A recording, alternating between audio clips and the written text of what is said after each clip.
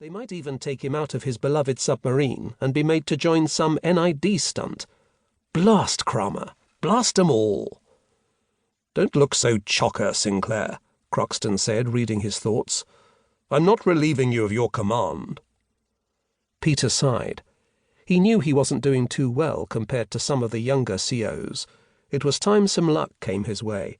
Submariners were judged by results. "Thank heavens, sir. Thought for a moment you were going to send me on some skylark." Croxton smiled. "Not yet, Peter. We don't know enough. There's something going on we don't understand." "And where there's Kramer, there's trouble, you mean, sir?" Hank Jefferson asked, his brown eyes twinkling as he turned towards Peter. "I saw him in the docks in Hamburg when I landed, Pete. Looked as if he were boarding some sort of big cargo ship. San Marco was her name. She was flying the Panamanian flag. He recognized me, so I beat it." "But are you sure, Hank?" Peter insisted. "He's a difficult brute to identify." "Sure, Pete. It was old Ulrich himself, that no-good—" Hank checked himself in the presence of his senior officer.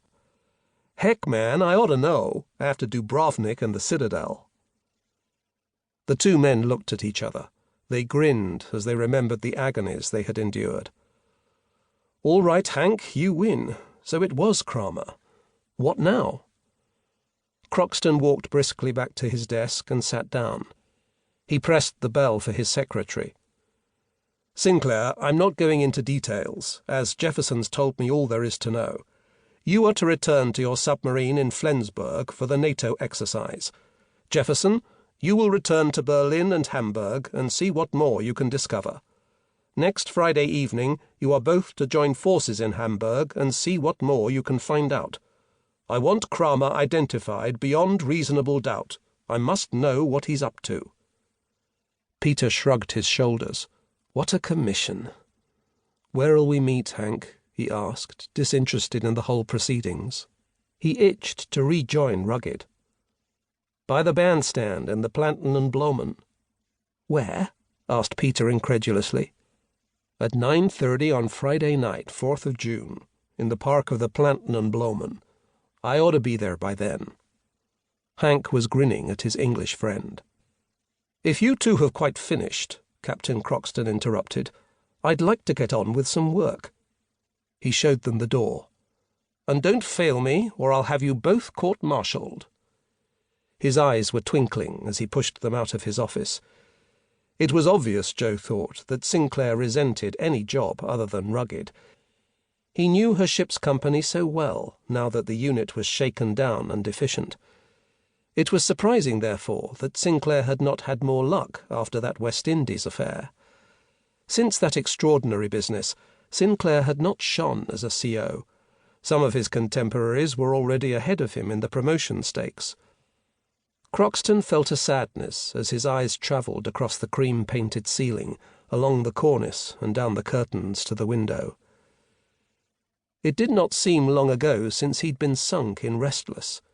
Sinclair had tried to take some of the heat upon himself by offering up the first Rugged as a decoy, but he'd been too late. It was a miracle that he, Croxton, had been picked up at all. Sometimes he wished that he hadn't been saved. He could never forget those first months in the prisoner-of-war camp.